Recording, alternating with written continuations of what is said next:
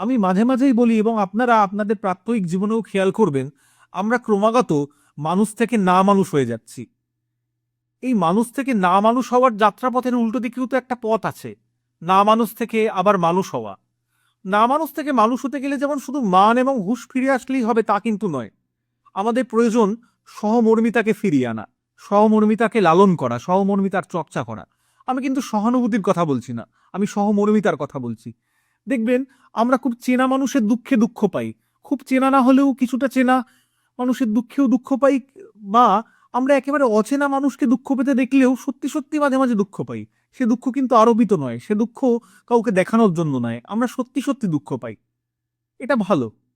আরো একটা ভালো কি আছে জানেন? কেউ যদি খুব আনন্দ পায়, তার আনন্দ দেখে যদি আপনি আনন্দিত হতে পারেন। খুব চেনা মানুষের আনন্দে আপনার যদি মন খুশি হয়ে যায়, কিংবা একেবারে অচেনা মানুষও বিনা কারণে যদি খুব আনন্দিত হয়, আপনিও যেদিন তার আনন্দে নিজে আনন্দিত হতে পারবেন, তাহলে বুঝবেন যে আপনি আরো একটু মানুষের মতো হলেন।